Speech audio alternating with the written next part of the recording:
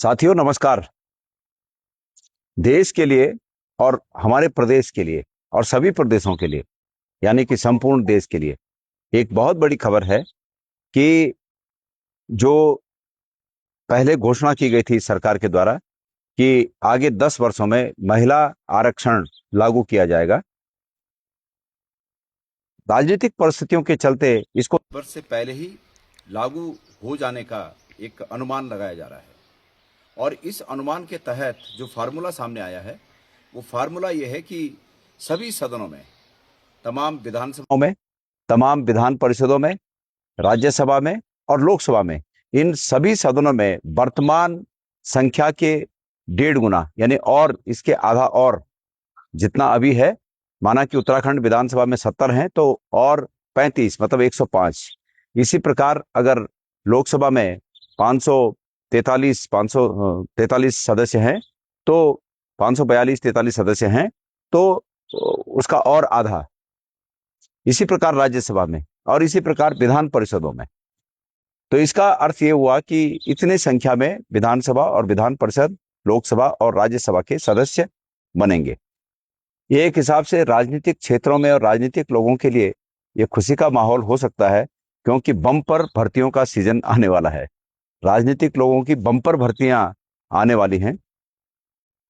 सबसे पहले तो मैं इसको इस रूप में कहूंगा कि ये शुरुआत कहां से है। शुरुआत महिला आरक्षण देने के लिए यूपीए सरकार ने, सोनिया गांधी जी ने इसकी जिद की कि महिलाओं को 33% महिलाओं को आरक्षण दिया जाए और ये जिद उनकी थी। तो उनके इस जिद के चलते, जो कि निश्चित रूप में महिलाओं को अधिकार देने का एक बहुत बड़ा कदम था, ये प्रस्ताव बना और ये प्रस्ताव संसद में प्रस्तुत हुआ यूपीए सरकार के टाइम। लेकिन सहयोगी दल इस पर एकमत नहीं थे, जिस कारण यह बिल उस समय ठंडे बस्ते में डाल दिया गया, या ये भी कहें कि यह बिल उस समय पास नहीं हो पाया। आपको याद होगा कि पिछले लोकसभा के चुनाव के दौरान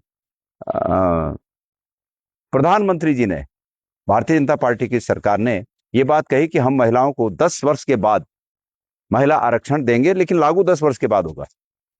ये 10 वर्ष पहले कहना उस समय महिलाओं के मतों को अपने पक्ष में करने का एक तरीका था, और अब 10 वर्ष के बजाय उसको उससे पहले ही उत्तराखंड और उत्तर प्रदेश में चुनाव आने वाले हैं, उससे पहले ही ये बिल अगर लोकसभा में जैसे कि चर्चा है कि प्रस्तुत होने वाला है और बहुमत होने के कारण पारित भी हो सकता है, तो ये अनुमान लगाया जा रहा है कि महिला आरक्षण का ये जो नियम बनेगा, इसके तहत जो पुनर्परिसीमन होगा उसके बाद उत्तराखंड में 105 सीटें हो जाएंगी। और मैंने पहले कहा कि लोकसभा, राज्यसभा, विधान परिषदों में भी इसी प्रकार से इजाफा होगा। अब प्रश्न यह है कि ये 105 सीटें जब होंगी तो परिसीमन होगा, और परिसीमन होगा तो मैंने पहले कहा कि बंपर राजनीतिक भर्तियों का एक नया दौर शुरू होने वाला है।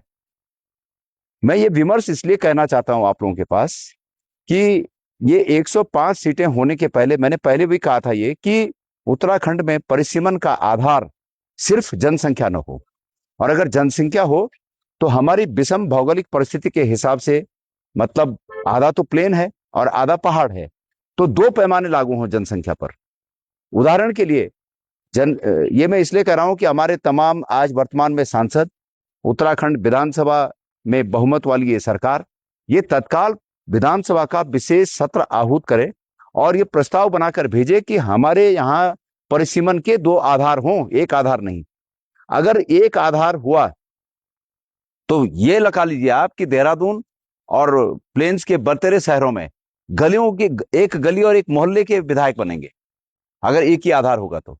और पहाड़ों में अपेक्षाकृत फिर भी लंबा चौड़ा उसका भूगोल होगा उस विधानसभा का।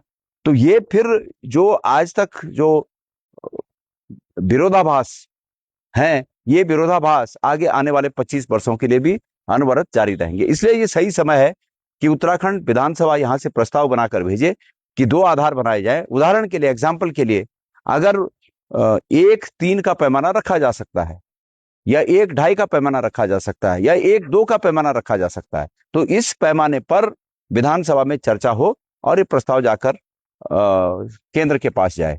उत्तराखंड के जो सांसदगण हैं, 8 सांसद हैं, उनसे भी अपेक्षा है कि वो अपनी भूमिका इस रूप में निश्चित करें, सुनिश्चित करें कि लोकसभा में और राज्यसभा में उनकी बात सुनी जाए।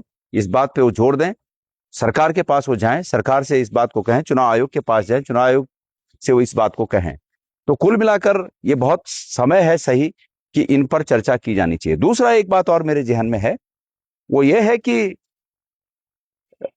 जो बुद्धिजीवी लोग हैं, बुद्धिमान लोग हैं और इस प्रदेश के राजनीति पर गहरी समझ रखते हैं, इस प्रदेश के सामाजिक ताने बाने पर गहरी समझ रखते हैं, मेरा उनसे भी आग्रह है, एक विमर्श की आवश्यकता है कि क्या इस छोटे से प्रदेश में 105 विधायकों का जो तामझाम है, उसको झेल पाना भविष्य में क्या उत्तराखंड के लोगों के लिए, नागरिकों के लिए और यहाँ के जो हमारा आर्थिक ढांचा है, क्या वो आर्थिक ढांचा इतना बोझ सह पाएगा? ये मुझे शंका प्रतीत होती है। वर्तमान में 70 विधायक हैं।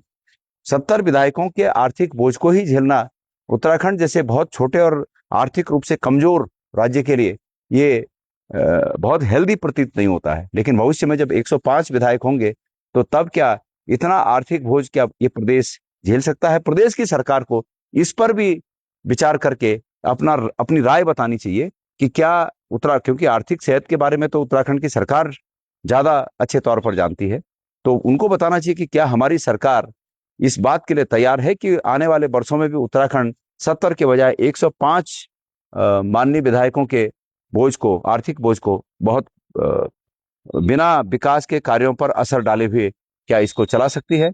इस पर भी विमर्श हो जाना चाहिए। तो कुल मिलाकर सोनिया गांधी जी का जो महिला आरक्षण का जो सपना था, वो अगर संसद में ये बिल आता है और बहुमत है सत्ताधारी पक्ष को, तो निश्चित रूप में उनका ये सपना पूरा होगा, हमारी सभी बहनों का वो सपना पूरा होगा। अगर इस पर ये विमर्श बन पड़े कि महिला आरक्षण के कारण सीटों का बढ़ाना बहुत आवश्यक है, तो इस पर भी विमर्श होना चाहिए कि सीटें यथावत रखने के आधार पर ही उसी आधार पर जितनी अभी सीटें हैं उसी आधार पर महिला आरक्षण लागू किया जा सकता है। ये भी एक विमर्श है। तो कुल मिलाकर ये बहुत बड़ी बात है प्रदेश के लिए, देश के लिए और हमारे राज्य के लिए तो निश्चित रूप में बड़ी बात है। और इस पर मैं उम्मीद करता हूं कि हमारे प्रदेश के तमाम राजनीतिक, सामाजिक विषयों पर गहरी पैठ रखने वाले लोग इस पर विमर्श करें। और सरकार को मेरा ये कहना है कि सरकार एक विशेष सत्र बुलाए, जल्दी बुलाए, विशेष सत्र बुलाए और विशेष सत्र में 2 दिन सिर्फ इसी पर, 2 या 3 दिन इसी पर चर्चा हो और चर्चा के बाद जो बात सामने आए सदन में, उसके आधार पर एक प्रस्ताव बनाकर केंद्र को भेजा जाए जो कि उत्तराखंड के हित में हो।